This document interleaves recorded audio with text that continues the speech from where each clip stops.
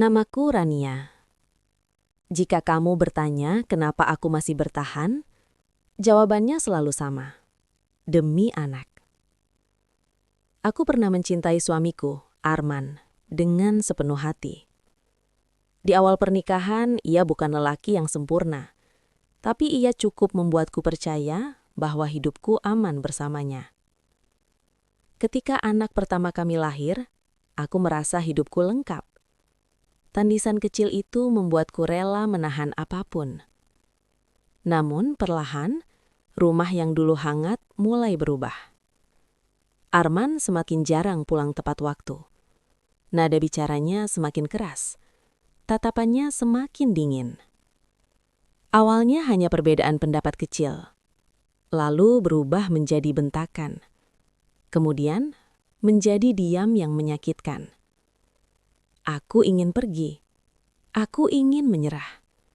Tapi setiap kali melihat wajah kecil anakku, Dira, aku selalu berkata pada diriku sendiri, dia butuh ayahnya. Aku memilih diam. Aku memilih mengalah. Aku memilih menahan tangis di kamar mandi agar anakku tidak mendengar. Setiap malam aku memeluk Dira lebih erat. Seolah aku ingin menggantikan rasa aman yang tidak lagi ia dapat dari ayahnya. Aku yakin suatu hari Arman akan berubah. Aku yakin Dira membutuhkan keluarga yang utuh. Aku yakin aku sedang melakukan hal yang benar. Aku tidak sadar, di tengah keyakinan itu, aku mulai kehilangan diriku sendiri. Dira tumbuh menjadi anak yang pendiam. Ia jarang tertawa keras. Ia sering memperhatikan saat ayahnya meninggikan suara. Suatu malam, Arman membentakku di depan Dira, hanya karena makan malam terlambat beberapa menit.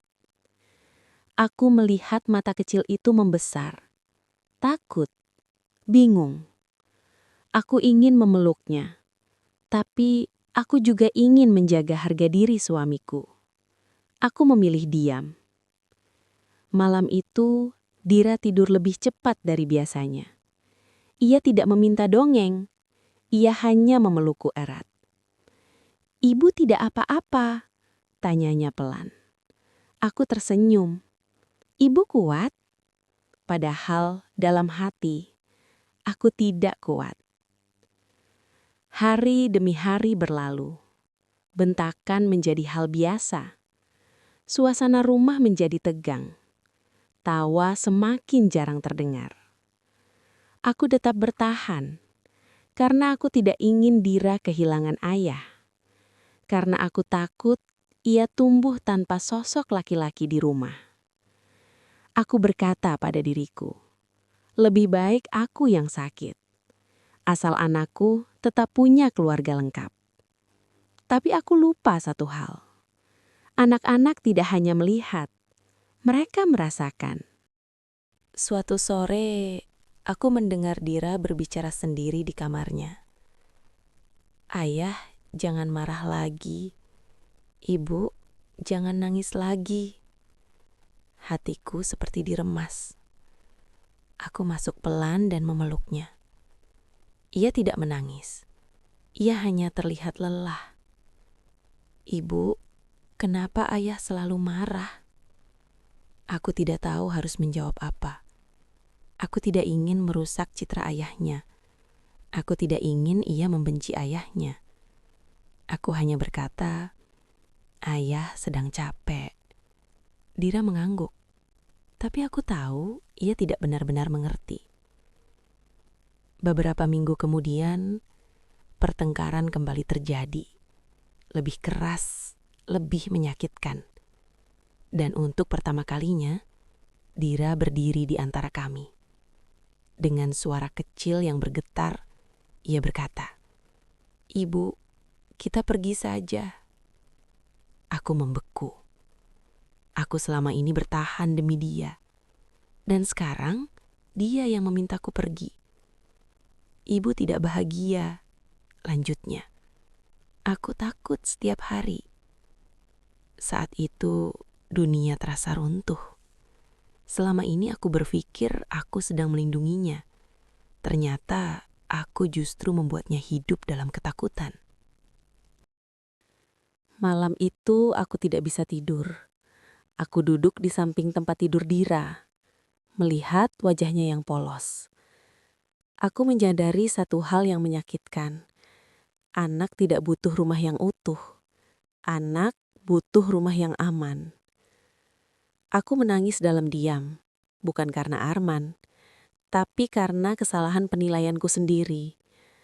Aku terlalu lama bertahan demi gambaran keluarga sempurna. Aku lupa bahwa kebahagiaan bukan tentang bertahan, tapi tentang merasa aman. Pagi itu aku berbicara dengan Arman. Tanpa teriak, tanpa air mata. Hanya kelelahan yang jujur. Aku tidak bisa lagi, kataku pelan. Bukan demi aku, demi anak kita. Ia terdiam. Untuk pertama kalinya, ia tidak membentak. Aku tidak tahu bagaimana akhir cerita kami. Apakah kami berpisah? Apakah ia berubah? Atau apakah kami menemukan jalan lain? Tapi satu hal yang pasti, aku tidak lagi bertahan dalam ketakutan. Sahabat cerita arti, kadang kita bertahan demi anak, padahal anak hanya ingin melihat ibunya bahagia. Jika kamu berada di posisi itu, ingatlah, keluarga yang aman lebih penting daripada keluarga yang terlihat utuh.